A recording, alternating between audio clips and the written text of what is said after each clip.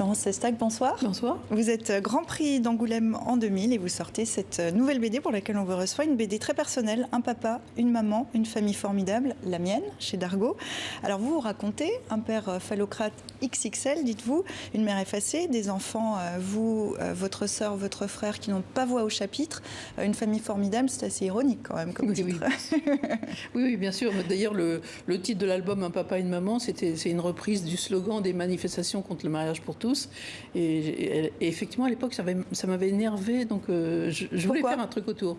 Parce que le modèle d'un papa et de maman, oui, c'est bien, mais il peut y en avoir d'autres, quoi. Et pourquoi on n'en propose pas d'autres? Et peut-être ce que vous nous dites aussi à travers cette BD, c'est que votre famille n'est pas exactement un modèle. Vous remontez à l'origine du mal. Première phrase du livre, si je me suis mariée, c'est pour me faire servir, dit votre père, et ça sera le cas toute sa vie. Exactement. C'est une phrase qui sortait tout le temps, dans tous les dîners, tout ça, et ça revenait régulièrement, quoi. Et donc, c'est violent, quoi. C'est très violent. Et après, ma mère, une autre phrase dans le livre, nous disait à nous petits, si votre père, il aurait mieux valu qu'il ait un bar avec des putes plutôt que de faire des enfants. C'est terrible quand vous entendez ça, petit. Donc, il faut se construire avec tout ça. C'est pas facile. Vous parliez de votre mère. Vous avez attendu qu'elle soit décédée pour sortir ce bouquin. Ça ne l'aurait pas fait rire ?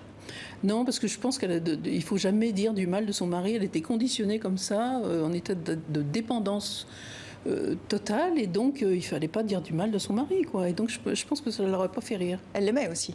Ah oui, ça, oui. Énormément. Est-ce que c'est les parents qui vous aimaient? Parce que c'est aussi une BD sur l'amour filial, l'amour parental.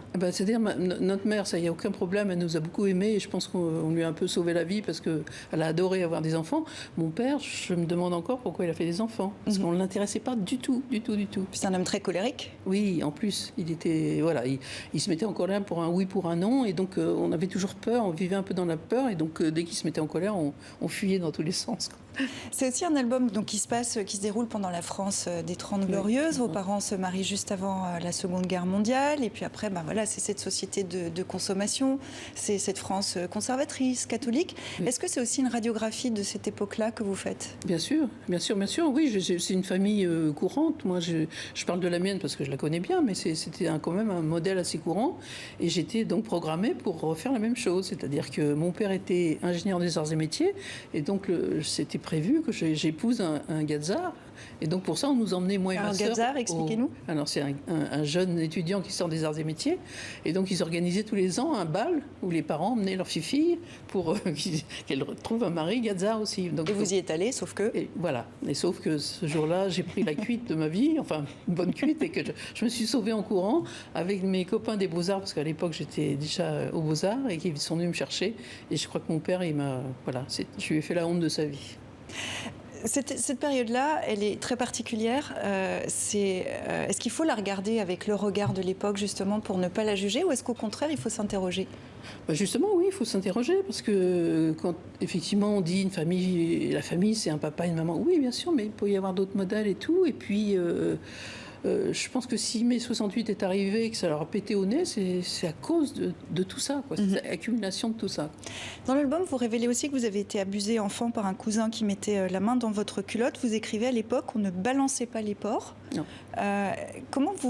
D'abord, pourquoi à l'époque on ne balançait pas les porcs? On avait peur. Moi, j'avais peur de la réaction de mon père. Qu'est-ce qu'il allait faire? Il allait tuer quelqu'un, je sais pas. Comment il était assez violent et colérique.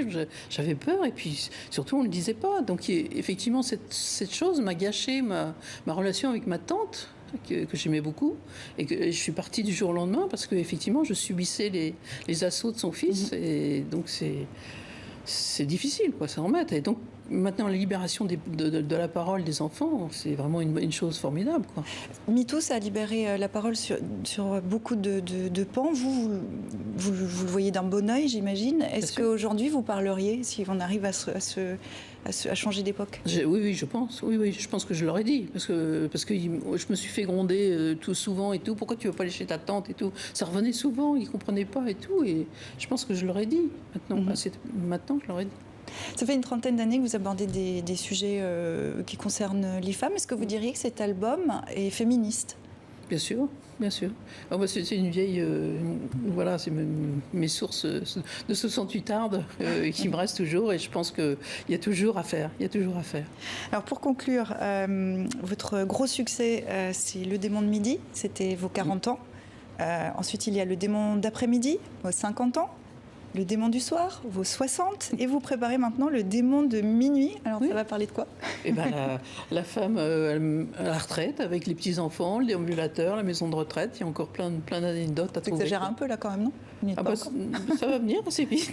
Voilà, c'est la femme de 80. Je fais ça un peu tous les 10 ou les 20 ans. Quoi. Voilà. Vous reviendrez nous en parler? Avec plaisir. Et ben, vous serez la bienvenue. Un papa, une maman, une famille formidable, la mienne. Florence Sestac, merci beaucoup d'être venue dans 64 minutes. Merci.